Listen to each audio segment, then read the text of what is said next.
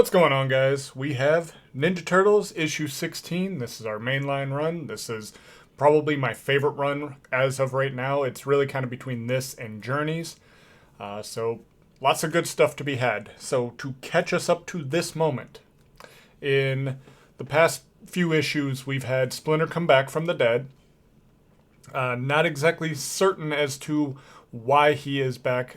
It looks like kind of a mistake on Karai's part. It looked like she was messing with portals, and Splinter took an opportunity to leave the land of the dead and go to the land of the living. Now, he has taken on the persona Ujigame, and with this persona, he has been going around and assassinating mostly just all of the Turtles' enemies or something like that. Anybody basically that is a threat to the Turtles. And then we get to see in the last issue, he came forward to all of his sons. He found them as Splinter, revealed that he is the Ujigame, and what he's been doing is taking out people who have in the future will murder them. He has seen this while he was dead.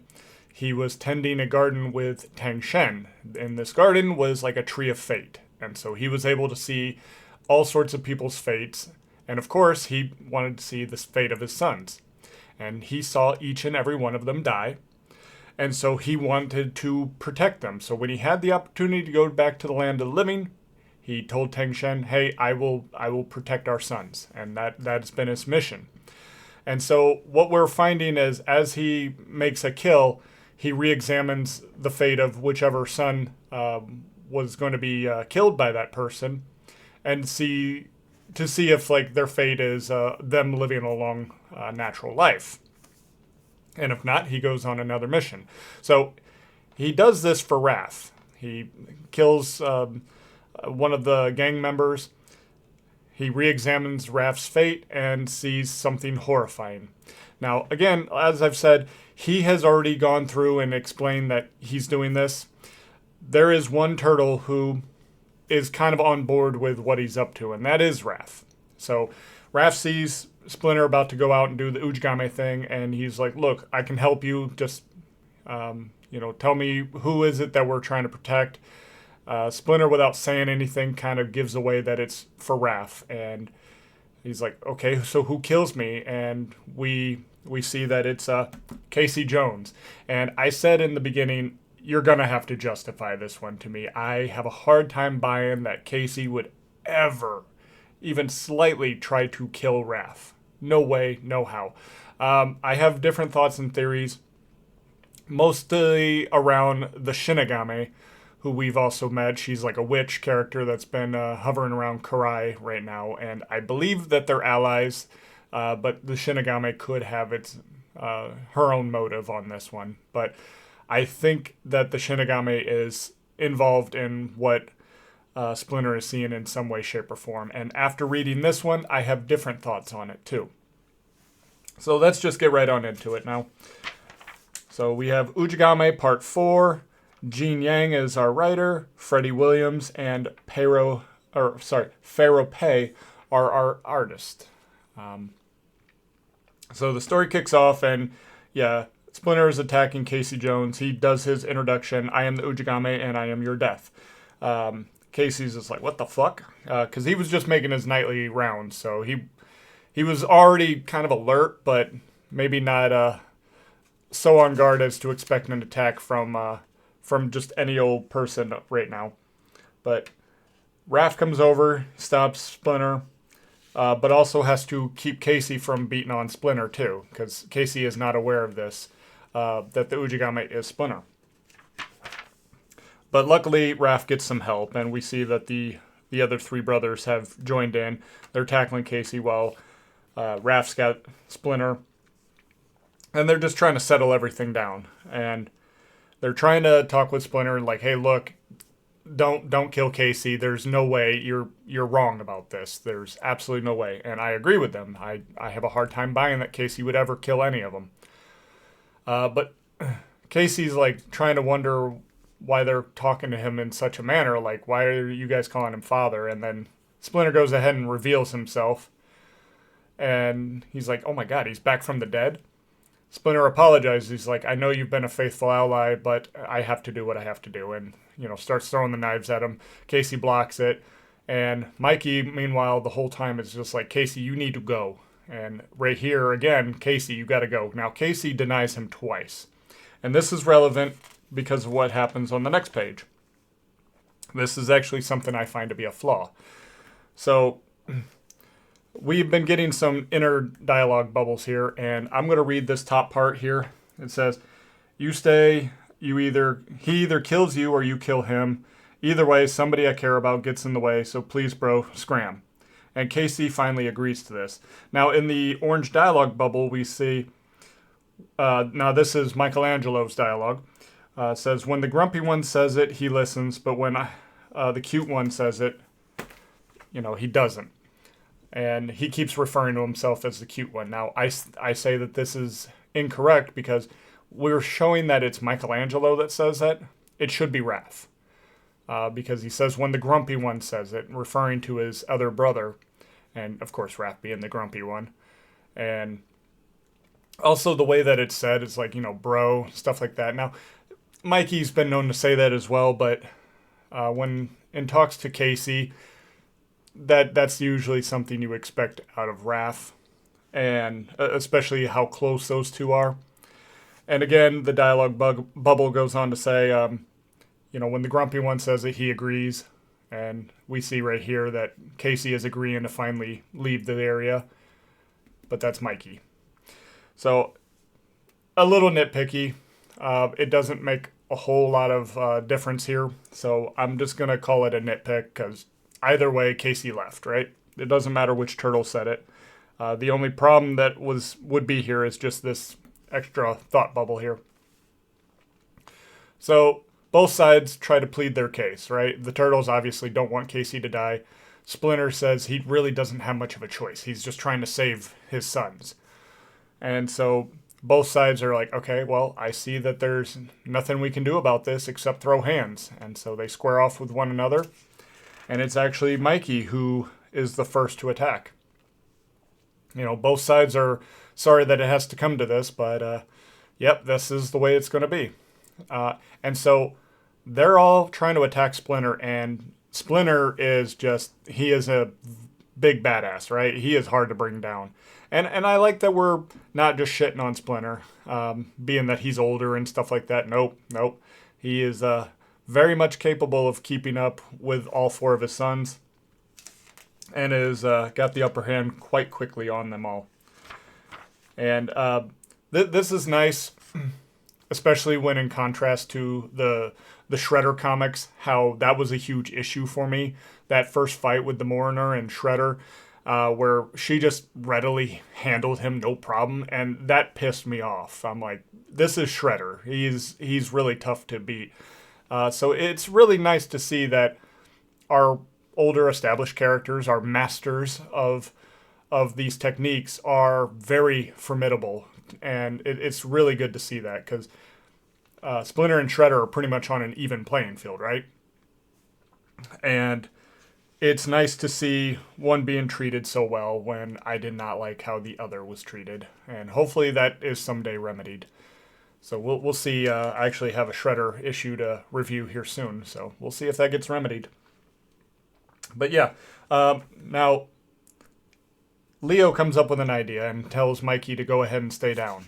And at first, Mikey's just like, seriously, you're sidelining me? But Leo calls out to the others to work Splinter over to Mikey, and then tells Mikey to go ahead and give him the old low sweep here. So, yep, Splinter's on his back. The brothers have won. And they tried to tell him, hey, just please drop the Ujigame thing. Let's just be done with this. No more killing. And Splinter tells him, he's like, look, it's not about killing. I made a promise to your mother that I would protect you. And then pulls out some hypnostones and tells him he's going to put him in safety while he carries on with his business. So he doesn't want to fight with him. but he wants to protect them, so he's just doing this for their well-being. And we get a little bit of an insight as to what Mikey is seeing with these hypnostones, as he is transported back to ancient Japan, back before Shredder killed him and his family, as we saw back in the 2011 series, before they were all reincarnated to what we see today. So we see Mikey, and he's reunited with his brothers, and they're just wanting to go play with dragonflies. So that's what they go and do. Meanwhile, we see Splinter now back as the Ujigame. He's coming up on this boat where we see Karai is there, and she's just trying to hurry some stuff along. So she's yelling at the rest of the foot and just like, come on, come on, come on, we got to get going. When suddenly, he pops up and he's like, I am the Ujigame and I am your death. But wait, that wasn't Karai. There's Karai right there. This is the Shinigami, so we see that she can transform. And so it's like, yeah, no, we've been waiting for you. And so a fight between the three breaks out. Splinter holds his own, no problem. But then he is outnumbered pretty quick, and even though he is, a master and things like that, he does get overwhelmed, and Karai is ready to remove his head, but Shinigami says, wait, nope, I need him alive. So we fast forward to the Empire State Building, and Shinigami is working on a spell where she throws the Ujigame's helmet in there. Karai is not thrilled about that. It's like, it's a mystical thing. Why would you throw it in there? And Shinigami is like, please, just trust me. Come on. What do you think I am? Some amateur? And she says that the power of the land of the dead will be yours. And so I'm not fully caught up on all of this, but there is a dragon spirit that is basically ready to consume her soul, if I understand this correctly. And I'm assuming this is when she were to die, that the dragon gets her soul. I'm not 100% caught up on the lore behind this one, so I understand that this is from a previous series, so I'll get there when I get there. I'm okay with being left in the dark a little bit here. But yeah, she starts working her spell, opens up a portal, and says, okay, well, now, Splinter, I need your fear. Splinter, of course, is not going to cooperate with this. But Karai is like, I've known him for a very long time. He fears what all fathers fear, failing his sons. And so that's all the Shinigami needs, and she starts making him, it looks like making him see things, because you see his eyes are in purple, so I'm assuming that she is seeing, or he is seeing, that the enemies will destroy your family, your wretchedness will be exposed, and your sons will come to hate you, and they will curse their name, curse your name as they die.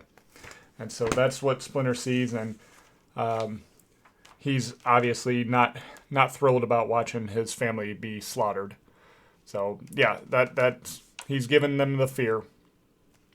Now cut back over to Mikey's little hypnosis state here, and he's sitting there. He's just telling his brothers all about how he dreamt that they were turtles, and Splinter was their father was a rat.